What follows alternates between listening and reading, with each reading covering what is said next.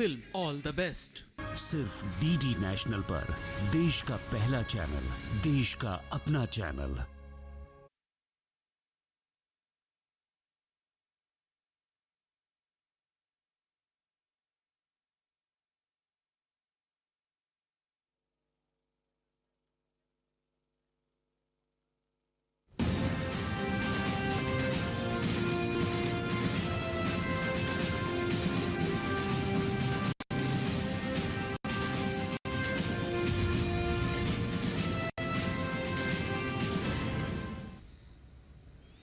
नमस्कार, किसान समाचार में आप सभी दर्शकों का स्वागत है। मैं हूं साइमा खान। सबसे पहले नजर डाल लेते हैं हेडलाइंस पर। गेहूं किसानों के लिए बड़ी खबर। एफसीआई ने रबी विपणन सत्र के दौरान 266 लाख मीट्रिक टन गेहूं खरीदा। खाद्य मंत्रालय ने कहा कि न्यूनतम समर्थन मूल्य एमएसपी पर गेहूं की खरीद पर लगभग 61 लाख करोड़ रुपए सीधे किसानों के बैंक खातों में किए गए जमा।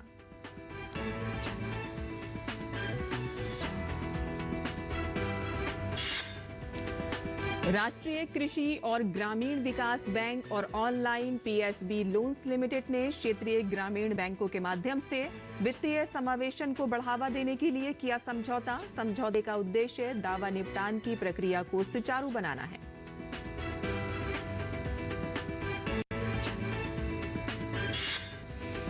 असम के किसान चंद्र बोरा ने चावल लाइब्रेरी से देसी चावल की किस्मों को किया संरक्षित। चावल लाइब्रेरी का मकसद आने वाली पीढ़ियों के लिए चावल की किस्मों को संरक्षित करना है।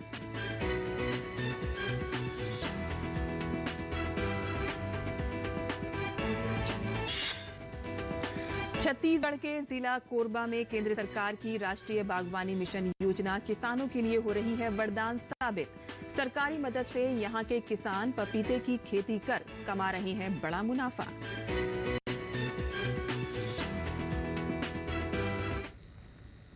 और अब समाचार विस्तार से। केंद्र सरकार ने कहा कि भारतीय खाद्य निगम ने चालू रबी विपणन सीजन 2024-25 के दौरान 266 लाख मीट्रिक टन गेहूं की सफलतापूर्वक खरीद की है। दिलचस्प बात यह है कि ये आंकड़ा पिछले वर्ष के 262 एलएमटी के आंकड़े को पार कर गया है। इस आंकड़े से ये पता चलता है कि देश की खाद्यान्न आत्मनिर्भरता में एक बड़ी उपलब्धि हासिल हो गई है और साथ ही आरएमएस 2024-25 के दौरान गेहूं की खरीद से 22 लाख से अधिक भारतीय किसान लाभान्वित हुए हैं।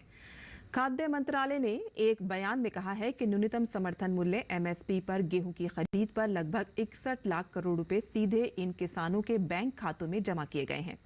गेहूं की पर्याप्त मात्रा में खरीद से एफसीआई को सार्वजनिक वितरण प्रणाली पीडीएस में खाद्यान्नों का निरंतर प्रवाह सुनिश्चित करने में मदद मिली है।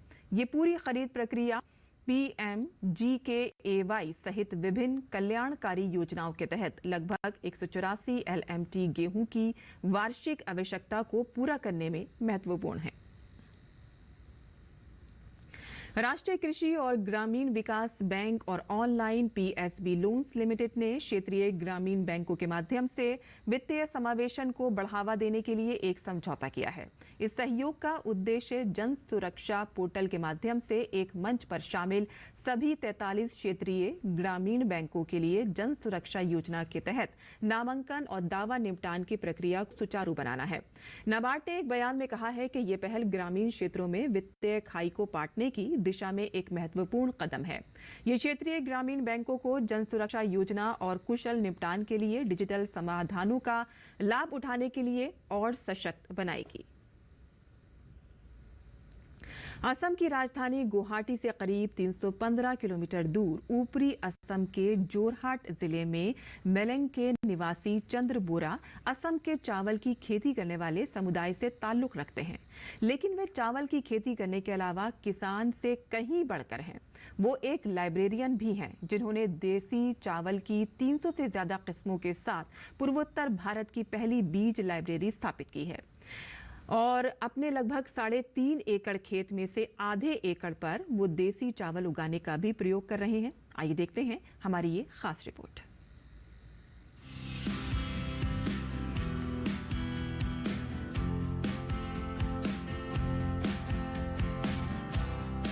लाइब्रेरी का नाम लेते ही आंखों के सामने किताबों की तस्वीर उभर जाती है, पर आज हम आपको एक ऐसी लाइब्रेरी में लेकर चलते हैं जहां आपको चावल की 300 से ज्यादा किस्में एक साथ देखने को मिलेंगी। इस कठिन काम को कर दिखाया है चंद्र बोरा ने। बोरा अपने चावल की खेती करने वाले समुदाय को लाभ पहुंचाने के लिए एक पुस्तकालय स्थापित करना चाहते थे, और एक सामान्य पुस्तकालय नहीं बल्कि देसी बीजों की किस्मों का पुस्तकालय। आज बोरा के पास पूर्वोत्तर भारत की पहली बीज लाइब्रेरी है, जिसमें चावल की 300 देसी किस्में हैं। अन्नपूर्णा नाम की ये लाइब्रेरी उनके घर में स्थापित की गई है। ये देसी बीजों का जीन बैंक है, जो न केवल असम से बल्कि पूर्वोत्तर भारत के अन्य भागों और देश के बाकी हिस्सों से भी तेजी से लुप्त हो रहे हैं। पड़ोसी किसानों से एकत्रित की गई केवल 3 किस्मों से बोरा ने खेतों और किसानों के व्यापक दायरे में अपना विस्तार किया और अन्य बीज किस्मों को एकत्र किया, जिनमें सुगंधित, चिपचिपा, काला, बाढ़ सहिष्णु और पहाड़ी चावल शामिल है, जिनमें से कुछ औषधीय गुणों से भरपूर है। वो मेरा सॉइल लो लैंड है, उसका थोड़ा रेज करना पड़ेगा कि अलग अलग सीड भी मैंने रखता हूँ उसके लिए सिखाने के लिए, अलग अलग पेस्ट के बारे में, अलग अलग इंसेक्ट के बारे में, और ये सब एक माइक्रोस्कोप रूटीन चाहिए। ये सब होने से मैं एक सीड स्कूल अच्छी तरह से चला सकता हूँ, और कुछ बेचने का व्यवस्था भी चाहिए। बहुत सारे स्टूडेंट आ जाता है, लेकिन उससे यार मेरा देखा है ना आप लोगों ने, इतना व्यवस्था नहीं है मेरा, तो इसके लिए थोड़ा हेल्प मिलने से अच्छा होता है। बहुत सारे साइंटिस्ट से मेरे को हेल्प करता है, और कभी कभी फाइनेंशियली, कभी कभी मेंटली। ये सब लोगों का, मेरा दोस्त भी है बहुत सारे जो मेंटली हेल्प करता है, क्योंकि एक फ़ोन पे भी बहुत मेरे को ताकत मिलता है। मैं सरकार को एक अपील करना चाहता हूँ, मेरा अनुभव से उन लोगों का अनुभव क्या है मेरे को पता नहीं, लेकिन मैं चाहता हूँ कि देखो हमारा पूर्वजों का ये संपत्ति है, ये बीज हमारा कल्चर है, हमारा हेरिटेज है। ये जितना हम खोया है ये सलाह जाने दो, लेकिन जितना होता हमारा पास अभी भी है, उसके लिए हर पंचायत में अगर एक सीड बैंक होगा तो ये अच्छा होगा। और पंचायत में सीड बैंक ही नहीं, एक बायोडाइवर्सिटी रजिस्टर होना चाहिए, और हर साल बायोडाइवर्सिटी रजिस्टर को रिन्यू करना चाहिए। बोरा ने अपने बीज पुस्तकालय में बाओ धान की 25 किस्मों को सहेजने में कामयाबी हासिल की है, जिनमें से प्रत्येक का रंग, आकार और विशेषताएं अलग अलग हैं। उदाहरण के लिए मगुरी की तुलना में रंगा बाओ बाढ़ के पानी के प्रति अत्यधिक सहनशील है। बाढ़ के प्रति प्रतिरोधी अन्य किस्मों में बेटू, देवरी बाओ और अमोना बाओ शामिल है, जो सभी पुस्तकालय में मौजूद है। चावल की खेती करने वाले किसान से चावल के बीज लाइब्रेरियन बनने तक बोरा का सफर आसान नहीं रहा। शुरुआत में उन्होंने इस तरह की लाइब्रेरी बनाने के विचार पर काम करने के लिए अलग अलग गैर लाभकारी संगठनों से संपर्क किया, लेकिन किसी ने भी दिलचस्पी नहीं दिखाई, क्योंकि उनके पास पैसे नहीं थे। इसलिए उन्होंने सब कुछ खुद ही करने का फैसला किया। बोरा की बीज लाइब्रेरी का एक महत्वपूर्ण पहलू ये है कि यह एक व्यवहारिक प्रयोगशाला के रूप में भी काम करती है, जहां हर साल चावल के बीज बोए जाते हैं और काटे जाते हैं। चावल कार्यकर्ताओं और वैज्ञानिकों का मानना है कि खाद्य विविधता ही खाद्य सुरक्षा है, और इसलिए भावी पीढ़ी के लिए चावल की देसी किस्मों को संरक्षित करना अत्यंत महत्वपूर्ण है। Bureau report, DD news. और भारत के ज्यादातर राज्यों में मानसून की बारिश से लोगों को गर्मी से राहत मिली है। वहीं पूर्वोत्तर और पहाड़ी राज्यों में बारिश आफत बनी हुई है। दिल्ली एनसीआर क्षेत्र में भी लोगों को बारिश और घने बादल देखने को मिल रहे हैं। और कैसा रहने वाला है आने वाले दिनों में देश के अलग अलग राज्यों में मौसम, इसको लेकर हमारी संवाददाता भावना नैयर ने खास बातचीत की है मौसम विभाग के वैज्ञानिक सोमा सेन से। पूरा देश भर में इस समय मानसून दस्तक दे चुका है। ज़्यादा जानकारी के लिए हमारे साथ आईएमडी के वैज्ञानिक सोमा सेन रॉय मौजूद हैं। सोमा सेन जी, डीडी न्यूज़ पर आपका स्वागत है। आपसे पूछना चाहेंगे दिल्ली में मौसम का क्या हाल रहने वाला है? अगर दिल्ली का बात करें तो हमारा जो मानसून ट्रफ है अभी बहुत एक्टिव कंडीशंस में है। It's south of its normal position, जिसके कारण से बंगाल की खाड़ी से मॉइस्चर आपका नॉर्थ वेस्ट इंडिया तक जा रही है।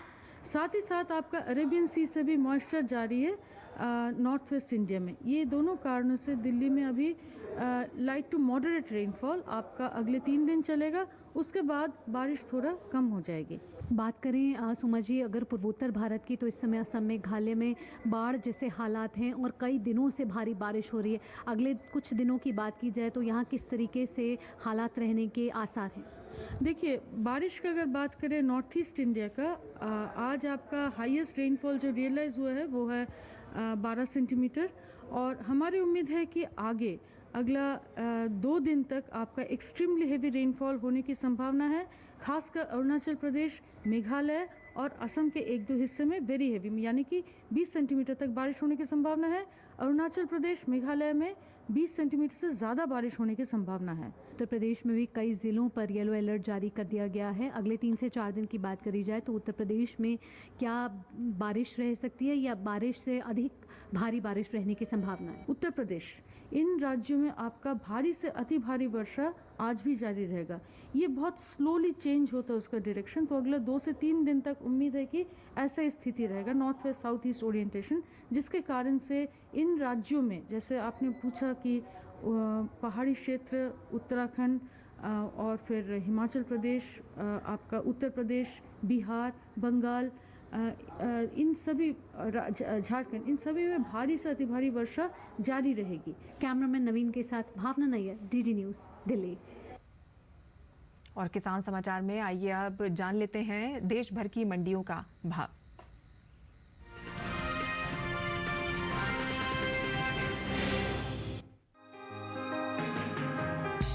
मंडियों में इन दिनों ज्वार की आवक सामान्य है। भाव की बात करें तो ज्यादातर मंडियों में बुधवार को ज्वार के सौदों में नरमी के साथ कारोबार हुआ।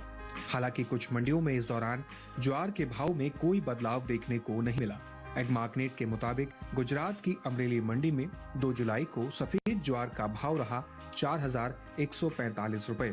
3 जुलाई को इसके भाव में 395 रुपए की गिरावट आई और भाव 3,750 रुपए पर आ गया। हालांकि राज्य की ही जम्बूसर मंडी में बीते 2 दिनों के दौरान ज्वार के भाव स्थिर रहे। यहां 2 और 3 जुलाई को ज्वार 3,300 रुपए पर बिकी। महाराष्ट्र की जलगांव मंडी में बीते मंगलवार को ज्वार का भाव 2,620 रुपए था। बुधवार को इसके सौदे 420 रुपए लुढ़क कर 2,200 रुपए पर हुए। इसी तरह राजस्थान की ब्यावर मंडी में ज्वार के सौदों में गिरावट के साथ कारोबार हुआ। यहाँ 2 जुलाई को ज्वार का भाव 3,850 रुपए रहा। 3 जुलाई को इसके सौदे 100 रुपए गिरकर 3,750 रुपए पर हुए। बात पैदावार की करें तो इस साल ज्वार की पैदावार में बढ़त का अनुमान जताया गया है। कृषि मंत्रालय के हाल ही में जारी दूसरे अग्रिम अनुमान के मुताबिक घरेलू स्तर पर साल 2023-24 के दौरान कुल ज्वार की पैदावार 40,34,000 टन होने का अनुमान जताया गया है, जबकि बीते साल इस दौरान ज्वार की पैदावार 38,14,000 टन रही थी। यानी इस साल कुल ज्वार की उपज बीते साल के मुकाबले 2,20,000 टन की बढ़ोतरी हो सकती है, जिसका असर कृषि उपज मंडियों ज्वार के बाजार भाव पर भी पड़ सकता है। बता दें कि केंद्र सरकार ने विपणन सत्र 2024-25 के लिए 14 खरीफ फसलों के न्यूनतम समर्थन मूल्य में बढ़ोतरी की है, जिसमें ज्वार भी शामिल है। सरकार के इस फैसले से किसानों को उनकी फसलों का उचित दाम मिलेगा, साथ ही आय में वृद्धि भी होगी। साल 2023-24 में हाइब्रिड खरीफ ज्वार की एमएसपी 3,180 रुपए प्रति कुंटल थी, जिसे साल 2024-25 के दौरान 191 रुपए बढ़ाकर 3,371 रुपए प्रति कुंटल तय किया गया है। वहीं मालदंडी ज्वार की एमएसपी में 196 रुपए का इजाफा हुआ है और अब इसकी एमएसपी 3,421 रुपए प्रति कुंटल तय की गई है।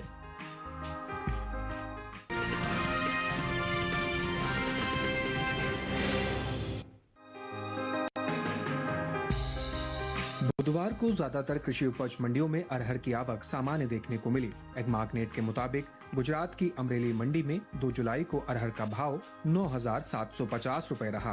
3 जुलाई को इसके भाव में 1,100 रुपए की गिरावट आई और भाव 8,650 रुपए पर आ गया। राज्य की ही जम्बूसर मंडी में इस दौरान अरहर के सौदों में मजबूती के साथ कारोबार हुआ। यहाँ 2 जुलाई को अरहर का भाव था 9,200 रुपए। 3 जुलाई को इसके सौदे 200 रुपए उछलकर 9,400 रुपए पर हो गए। जूनागढ़ मंडी में बीते मंगलवार को अरहर का भाव था 11,900 रुपए। बुधवार को इसके सौदों में 650 रुपए की गिरावट आई और भाव 11,250 रुपए पर आ गए। हाल ही में केंद्र सरकार ने विपणन सत्र 2024-25 के लिए 14 खरीफ फसलों के न्यूनतम समर्थन मूल्य में बढ़ोतरी की है। सरकार के इस फैसले से किसानों को उनकी फसलों का उचित दाम मिलेगा, साथ ही आय में भी वृद्धि होगी। खरीफ दालों में शामिल तुअर यानी अरहर दाल की एमएसपी में सबसे ज्यादा बढ़ोतरी हुई है। साल 2023-24 के दौरान अरहर की एमएसपी 7,000 रुपए थी। साल 2024-25 के दौरान खरीफ अरहर की एमएसपी 550 रुपए का इजाफा हुआ है और अब इसका न्यूनतम समर्थन मूल्य 7,550 रुपए तय किया गया है। अरहर की पैदावार पर नजर डालें तो घरेलू स्तर पर इस साल खरीफ अरहर की उपज में बढ़त दिखने को मिल सकती है। कृषि मंत्रालय की ओर से जारी ताजा आंकड़ों के मुताबिक साल 2023-24 के दौरान खरीफ अरहर की पैदावार 33,39,000 टन होने का अनुमान जताया गया है, जबकि बीते साल इस दौरान खरीफ अरहर की उपज 33,12,000 टन रही थी।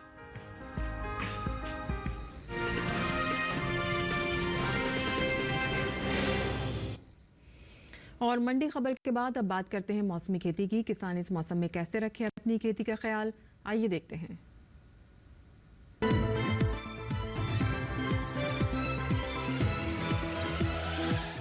नमस्कार, आप देख रहे हैं डीडी किसान।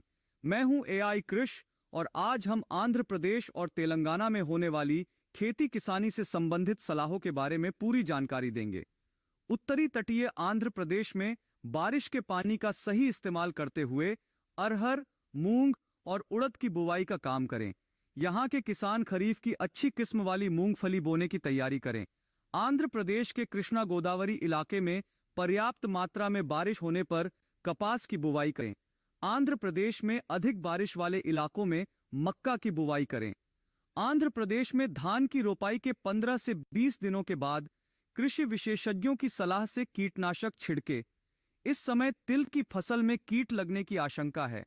ऐसे में फसल को कीटों से बचाव के लिए कृषि विशेषज्ञों की सलाह से ही कीटनाशक का छिड़काव करें। साथ ही तेलंगाना में कम अवधि वाली धान की नर्सरी तैयार करें। यहाँ के किसान लंबी अवधि वाली धान की रोपाई का काम करें। यहाँ कपास की बुवाई कर सकते हैं। इसके साथ ही मक्का की बुवाई के लिए समय उपयुक्त है। अभी ज्वार में कीट लगने की संभावना है। ऐसे में कीटों से बचाव के लिए कृषि विशेषज्ञों की सलाह से कीटनाशक डालें। तेलंगाना में अरहर और उड़द की बुवाई कर सकते हैं। वहीं मूंग की बुवाई के लिए भी समय उचित है। तेलंगाना में मिर्च और बैंगन की खेती के लिए नर्सरी तैयार करें। इसी तरह कृषि और किसानों से जुड़ी हर महत्वपूर्ण जानकारी के लिए हमारे साथ जुड़े रहिए और देखते रहिए डीडी किसान। धन्यवाद।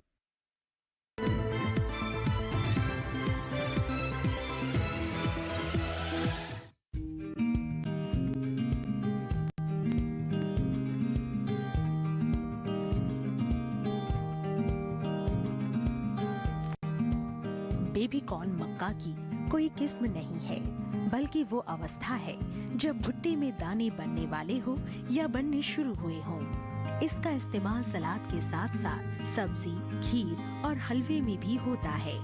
भारत में इसकी खेती मुख्य रूप से शहरों से सटे इलाकों में होती है। ये काफी पोषक है और शायद यही बढ़ती हुई मांग की वजह है। इसके खेत की तैयारी आम मक्का की तरह ही होती है और इसे 2 तरह से उगाया जाता है। आदर्श अवस्था में 1 हेक्टेयर में 58,000 पौधे लगाए जाते हैं। इस पद्धति में स्वीट और बेबी कॉर्न दोनों ही प्राप्त होते हैं। दूसरी पद्धति में 1 हेक्टेयर जमीन पर पौधों की संख्या 2.25 लाख के करीब होती है। इसमें तमाम भुट्टे बेबी कॉर्न के रूप में इस्तेमाल किए जाते हैं। बेबी कॉर्न के लिए 1 हेक्टेयर जमीन पर 20 से 25 किलोग्राम बीज की जरूरत होती है। 1 हेक्टेयर के लिए 1.5 से 2 क्विंटल नाइट्रोजन 3 बार में डालना होता है। इसकी फसल अमूमन 50 से 60 दिन में तैयार हो जाती है। तुड़ाई पर खास ध्यान देने की जरूरत है, क्योंकि भुट्टा बहुत तेजी से बढ़ता है, इसलिए इस इसे जितना जल्दी हो सके बाजार भेज देना चाहिए। सुबह का समय तुड़ाई के लिए उपयुक्त है।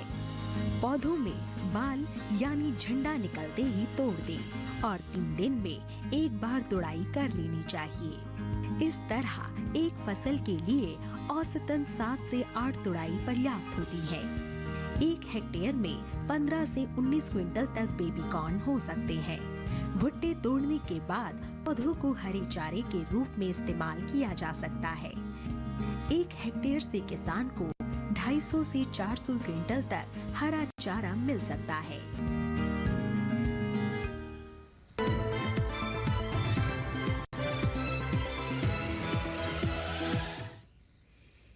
और खेती किसानी से जुड़ी खबरों के बाद आइए अब नजर डाल लेते हैं कुछ और खबरों पर। खास खबर में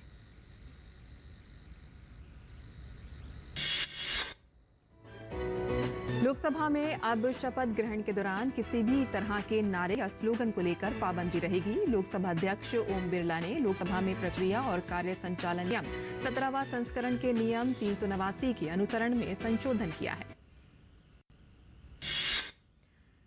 इस संशोधन के अनुसार कोई भी सदस्य जैसा भी मामला हो, भारत के संविधान की 3री अनुसूची में इस प्रयोजन के लिए निर्धारित प्रपत्र के अनुसार शपथ लेने या प्रतिज्ञान करेगा और उस पर हस्ताक्षर करेगा तथा शपथ या प्रतिज्ञान के प्रपत्र के उपसर्ग या प्रत्यय के रूप में किसी शब्द या अभिव्यक्ति का प्रयोग नहीं करेगा या कोई टिप्पणी नहीं करेगा।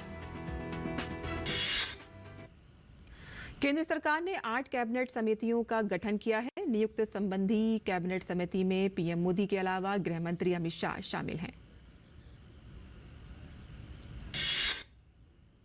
पहले की तरह सुरक्षा मामलों की कैबिनेट समिति में पीएम मोदी के अलावा रक्षा मंत्री राजनाथ सिंह, गृह मंत्री अमित शाह, वित्त मंत्री निर्मला सीतारमण और विदेश मंत्री एस जयशंकर को शामिल किया गया है। उत्तर प्रदेश के हाथरस में सत्संग शिविर में मचे भगदड़ की घटना की न्यायिक जांच की जाएगी और इसके लिए रिटायर्ड जज ब्रिजेश कुमार श्रीवास्तव की अध्यक्षता में 3 सदस्यीय न्यायिक जांच समिति का गठन किया गया है। इस आयोग में रिटायर्ड आईएएस अधिकारी हेमंत राव और रिटायर्ड आईपीएस अधिकारी भवेश कुमार सिंह शामिल हैं। ये जांच समिति 2 महीने के भीतर अपनी जांच प्रक्रिया पूरी करेगी और सरकार को रिपोर्ट सौंपेगी। रक्षा मंत्रालय ने अग्निवीर अजय कुमार को मिलने वाले पारिश्रमिक पर भारतीय सेना के स्पष्टीकरण को रीपोस्ट करते हुए कहा है कि भारतीय सेना अग्निवीरों के कल्याण के लिए प्रतिबद्ध है। ओएलसी पर सेना प्रमुख जनरल उपेंद्र द्विवेदी ने सेना कमांडर और अन्य लोगों के साथ व्हाइट नाइट कोर के अग्रिम ठिकानों का दौरा किया और सुरक्षा स्थिति की समीक्षा की। पंजाब के अमृतसर में पाकिस्तान सीमा से लगे इलाकों में सर्चिंग के दौरान बीएसएफ को नीसोके गांव में असलों से भरा एक पैकेट मिला है। पैकेट में 2 पिस्तौल, 4 मैगजीन और 40 कारतूस मिले हैं। राष्ट्रीय कैडेट कोर यानी कि एनसीसी के एक 24 कैडेटों का दल माउंट कांग यात्से के सफल पर्वतारोहण अभियान के से लौटकर अब दिल्ली आ गया है। इस दल का रक्षा राज्य मंत्री संजय सेठ ने दिल्ली में स्वागत किया। और किसान समाचार में आज के लिए बस इतना ही। अनुमति दें। नमस्कार।